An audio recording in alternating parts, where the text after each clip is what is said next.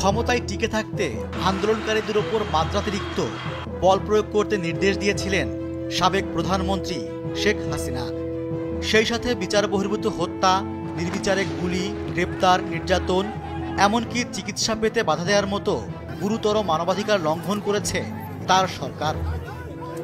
12 ফেব্রুয়ারি জাতিসংঘের মানবাধিকার বিষয়ক হাই কমিশনারের দপ্তর থেকে প্রকাশিত 114 পৃষ্ঠার একটি প্রতিবেদনে এসব তথ্য তুলে ধরা হয়েছে। প্রতিবেদনে বলা হয়েছে, তৎকালীন সরকার তার নিরাপত্তা ও গোয়েন্দা সংস্থা আওয়ামী লীগ ও এর সহিংস গোষ্ঠী ও সংগঠনের সঙ্গে একত্র হয়ে পরিকল্পিতভাবে গুরুতর মানবাধিকার লঙ্ঘনে জড়িত ছিল।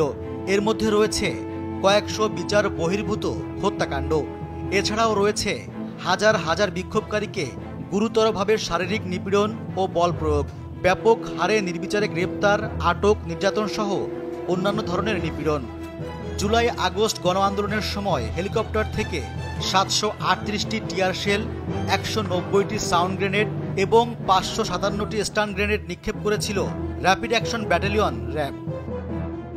প্রতিবেদনে আরও উল্লেখ করা হয়েছে, আন্দোলনে প্রায় 1400 মানুষ নিহত হয়ে থাকতে পারেন, যাদের বেশিরভাগই প্রাণ হারিয়েছেন নিরাপত্তা বাহিনীর মারণাস্ত্র ও শটগানে। নিহতদের মধ্যে 12 থেকে 13% শিশু ছিল। এছাড়াও 11,700-র বেশি মানুষকে গ্রেপ্তার করেছে র্যাব ও পুলিশ।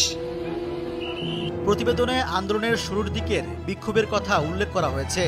সে সময় সম্মুখ সারিতে থাকা নারীদের ওপর নিরাপত্তা বাহিনী এবং আওয়ামী লীগ সমর্থকেরা মারাত্মকভাবে আক্রমণ করেছে। নারীরা যৌন ও লিঙ্গভিত্তিক সহিংসতার শিকারও হয়েছেন।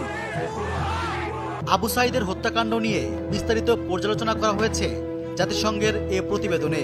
ফরেনসিক বিশ্লেষণে দেখা গেছে, তাকে 14 মিটার দূর থেকে অন্তত 2 বার শটগান দিয়ে গুলি করা হয়েছিল। আহত আন্দোলনকারীদের চিকিৎসা পাওয়া থেকে বাধা দিয়েছিল। নিরাপত্তা বাহিনীর বাধা দেওয়ার বিষয়টিও উঠে এসেছে। পুঙ্খানুপুঙ্খ তদন্ত করে বিস্তারিত প্রতিবেদন প্রকাশের জন্য জাতিসংঘের মানবাধিকার বিষয়ক হাইকমিশনারের কার্যালয়কে ধন্যবাদ জানিয়েছে অন্তর্বর্তী সরকার। দল হিসাবে আওয়ামী লীগ এবং তদানীন্তন প্রধানমন্ত্রী শেখ হাসিনা, স্বরাষ্ট্রমন্ত্রী আসাদুজ্জামান কামাল এবং আওয়ামী লীগের সাধারণ সম্পাদক ওবায়দুল কাদের তাদের সুনির্দিষ্ট পরিকল্পনার নির্দেশে বিভিন্ন বাহিনীর পাশাপাশি আওয়ামী লীগ, যুবলীগ এবং ছাত্রলীগ সরাসরি মারণাস্ত্র ব্যবহার করেছে এবং যে সমস্ত অস্ত্র তারা ব্যবহার করেছে সেটারও একটা পরিসংখ্যান তারা দিয়েছেন। শটগানের গুলি ছিল 12%, পিস্তলের গুলি ছিল 20%, মিলিটারি রাইফেলের গুলি ছিল 66% অর্থাৎ, এবং অন্যান্য অস্ত্রের আঘাত ছিল 20%। এই অস্ত্রের ব্যবহার এবং আহত নিহতদের এই পরিসংখ্যান থেকে বোঝা যায় যে একটা পুরো রাষ্ট্রযন্ত্র একটা জনগোষ্ঠীকে ওয়াইড স্প্রেড এবং সিস্টেম্যাটিক পদ্ধতিতে তাদের উপরে ঝাঁপিয়ে পড়েছিল তাদেরকে নিশ্চিহ্ন করার জন্য। এইটা মানবতা বিরোধী অপরাধের পক্ষে একটা সুস্পষ্ট এবং অসম্ভব জোরালো একটা প্রমাণ।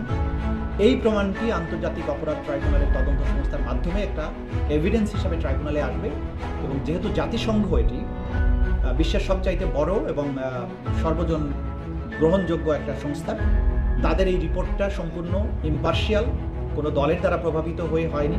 তারা আমাদের সাথেও কথা বলেনি, তারা অপরাধীদের সাথে কথা বলেছেন, ভিকটিমদের সাথে কথা বলেছেন এবং যেখানে কথা বলা দরকার সেগুলো সেই জায়গায় কথা বলেছেন। সুতরাং এটা অকাট্য দলিল প্রমাণ হিসাবে এই আদালতে ব্যবহার করা যাবে এবং সেটা আমরা ব্যবহার করব বলে আপনাদের জানাচ্ছি। দ্বিতীয় যে বিষয়টা নিয়ে আজকে আপনাদেরকে বলবো সেটি হচ্ছে যে আয়নাঘর অর্থাৎ গোপন যে নির্যাতন কেন্দ্র, টর্চার সেল এবং বন্দিশালা, গত 15 বছর ধরে সাবেক সরকার সিস্টেম্যাটিক পদ্ধতিতে বাংলাদেশের ভিন্ন মতকে দমন করার জন্য নির্যাতন, গোপনে হত্যা এবং গোপনে বন্দী করার যে একটা কালচারে পরিণত করেছিল সেটা উন্মোচিত হয়েছে। মাননীয় প্রধান উপদেষ্টা গতকালকে 3টি প্রধান গোপন বন্দিশালায় পরিদর্শনে গিয়েছিলেন এবং সেখানে গিয়ে আমরা সেখানে গুম কমিশন, বিশ্বের বিভিন্ন দেশের সাংবাদিক এবং আমরা আন্তর্জাতিক অপরাধ ট্রাইব্যুনালের চিফ প্রসিকিউটর, তদন্ত সংস্থার সমন্বয়ক, আমরা সহ এটা ভিজিট করেছি। যে বিভৎসতার চিত্র আমরা দেখেছি, যে সমস্ত ইলেকট্রিক চেয়ারের কথা, যেটা ছবি এসেছে আপনারা জানেন, অনেকে এটা ভুলে বলেছেন যে শক দেওয়ার জন্য, এটা শক দেওয়ার জন্য না, ওই চেয়ারে বসিয়ে আসলে ঘুরানো হতো।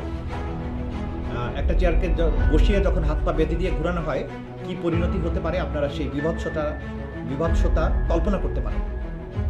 একটা মেয়ে নারী ভিকটিমের কথা আমরা শুনেছি, তা একটা 11 বছরের মেয়ে, তাকে তার মা সহ গ্রেপ্তার করা হয়েছিল, তুলে নেওয়া হয়েছিল। আসলে তার মাকে তার সামনে হাত করা বেঁধে পুলিশ সদস্যরা তাকে নির্যাতন করেছে, কান্নাকাটি করেছে। সে মোটা ছিল, তার ভেতরে হাত করাটা কেটে মাংসের মধ্যে বসে গেছে। 11 বছরের বাচ্চাটা পাশেই একই জায়গায় বেঁধে রাখা হয়েছে, চোখ বেঁধে রাখা হতো। বাথরুম করতে গেছে, হাতের হাত করা খুলে দেয়নি মহিলা। তার মেয়ে, 11 বছরের মেয়ে, তখন তাকে সাহায্য করেছে, তার হাত করাটা খুলে দিয়েছে। একটা 11 বছরের বাচ্চা সহ একটা নারী রেহাই পায়নি, পুরুষ সদস্যরা তাকে নির্যাতন করেছে এবং ওই মা আজও ফিরে আসেনি। আমরা ধারণা করছি তাকে হত্যা করে তার লাশ কোথাও ভাসিয়ে দেওয়া হয়েছে। সেই মেয়েটা কিন্তু আইডেন্টিফাই করেছে কোন জায়গায়, কোন কর্নারে তাকে রাখা হয়েছিল, কিভাবে তাকে নির্যাতন করা হয়েছে।